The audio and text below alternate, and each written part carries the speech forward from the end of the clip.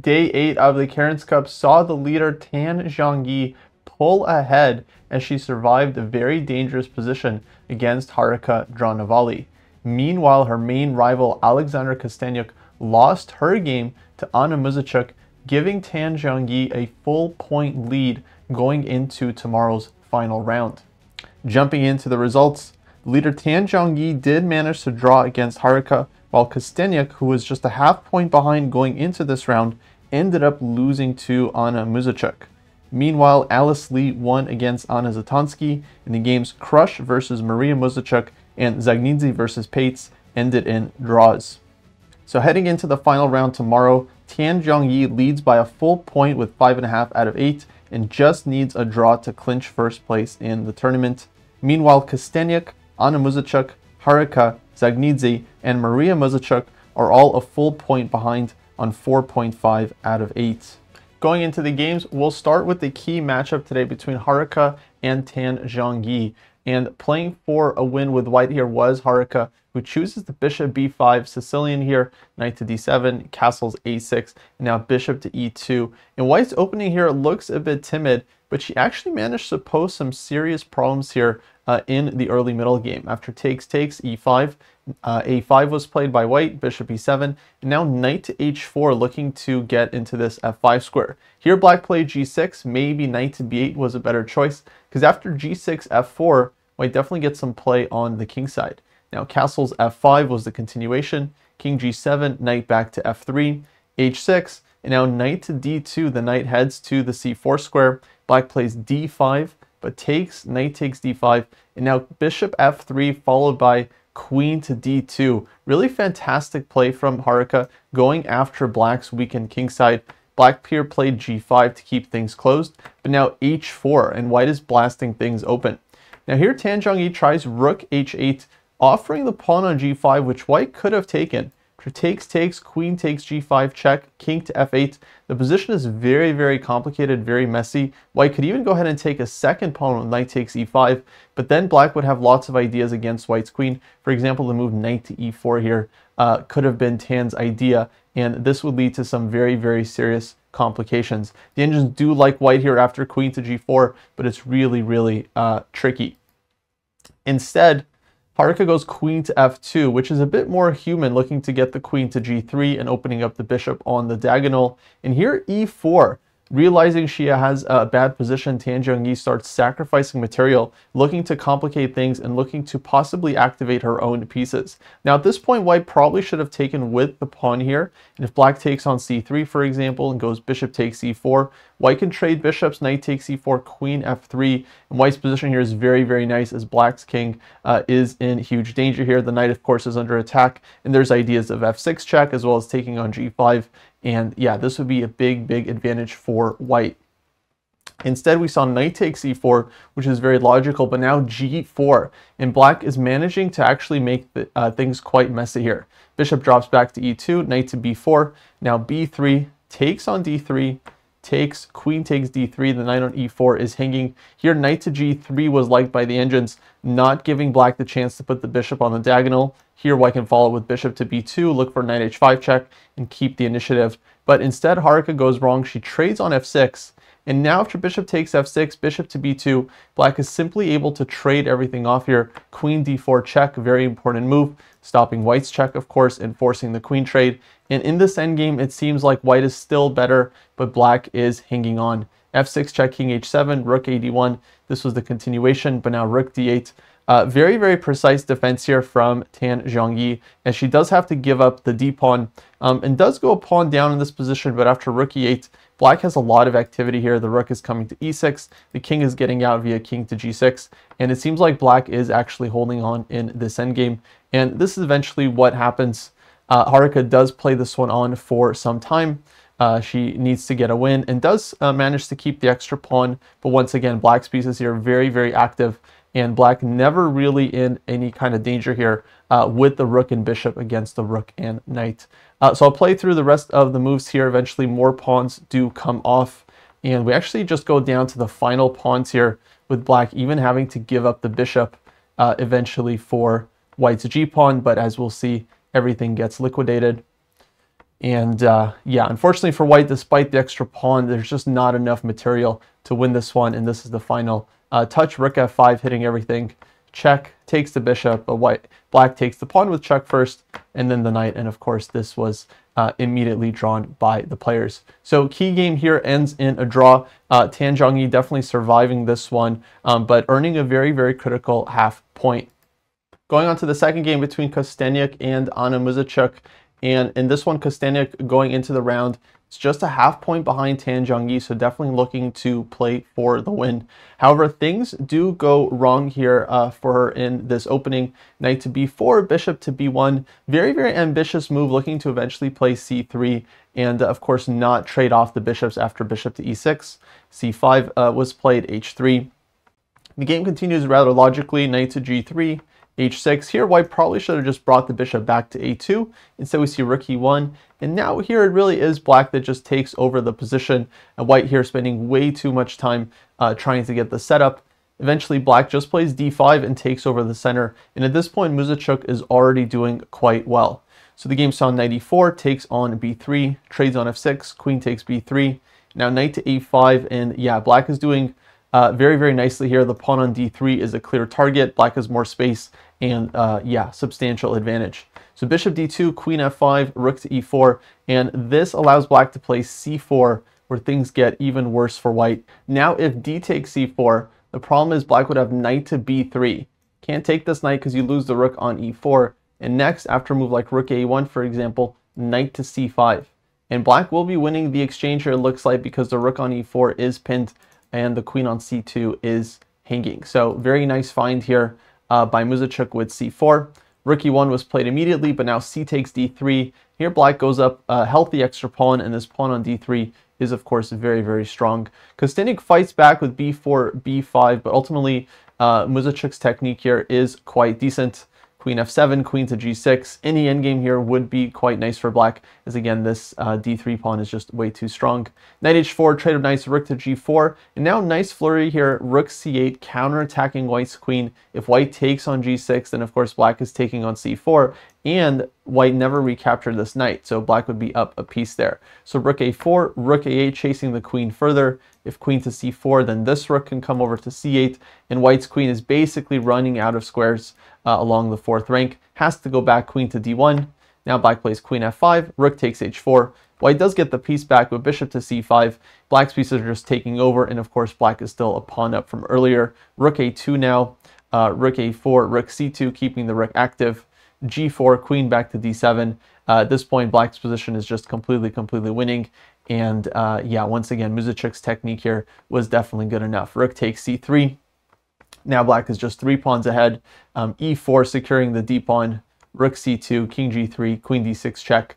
And here Kosteniuk does resign, as queen f4 is black's next move, or rook takes f2. But for example, king to g2, queen f4, this would be all over as f2 is hanging. If rook f2, then there's queen takes e3, just picking up the rook. And yeah, the game is truly over. So with that win, Muzychuk herself gets into a tie for second place, but now there's a huge tie for second, as everyone is a full point behind the leader.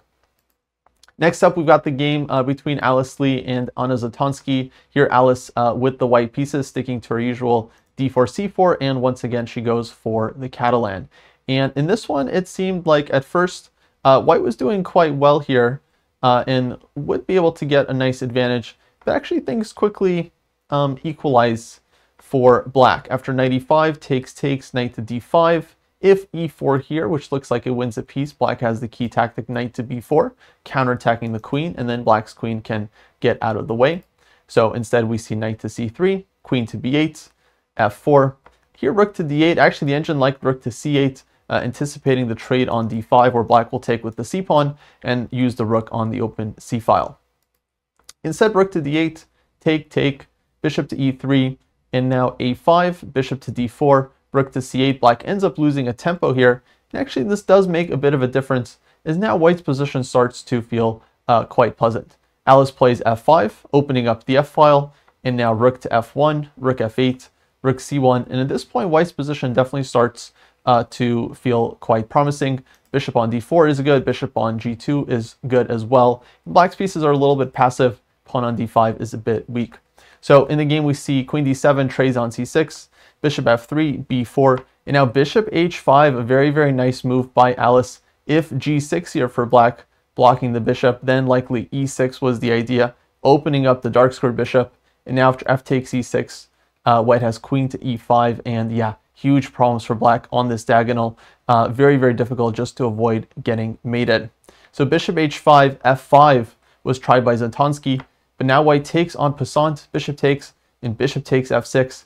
If rook takes f6, there's queen to b8 check, and black is just losing on the back rank.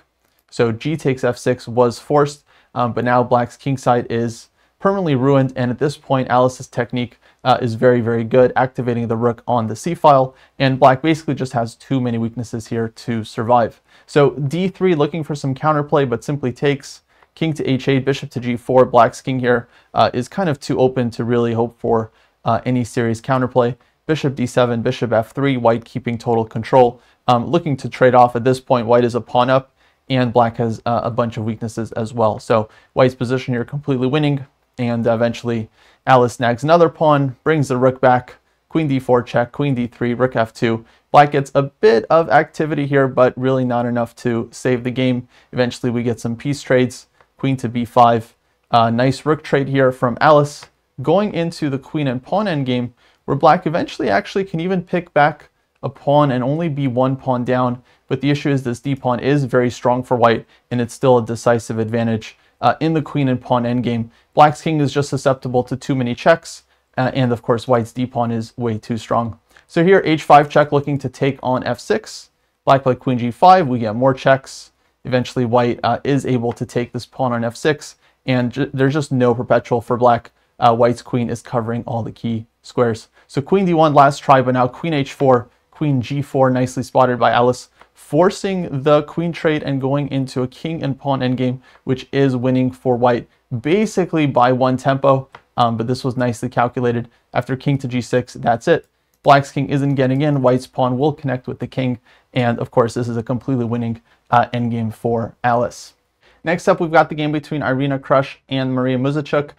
This one started off as a Nimzo Indian with e3. Irina has been playing this opening a couple times in this tournament. And here I would say black actually did manage to equalize quite comfortably here after knight f4. Muzychuk takes on f4, giving up the bishop pair, and then immediately strikes in the center with c5.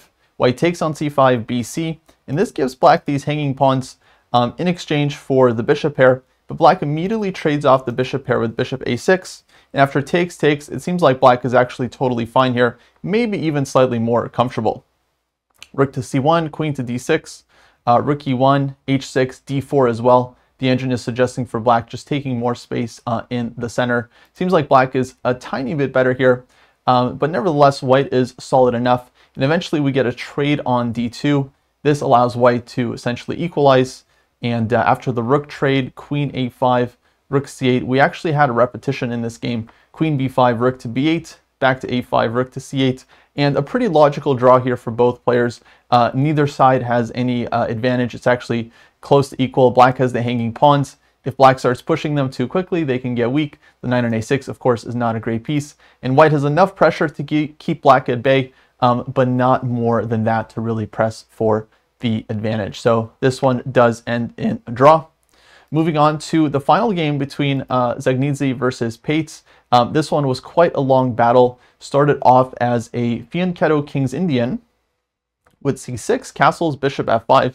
One of the many lines that black can play here. White goes knight to g5, a typical reaction, looking to play either e4 or d5. e5 is played here, d5, bishop back to c8. A bit of a strange move from Paehtz. The engine's like a5 here more. But bishop c8 possibly mixing up some opening preparation, as now white gets a nice position. Takes, b3 here was a nice move from white. Instead, Dzagnidze tries f4, which is definitely very, very aggressive, just immediately opening up the f-file, but at the cost of weakening the king side. So knight to g4. Now the engine's like knight ge4 here, going after the d6 pawn.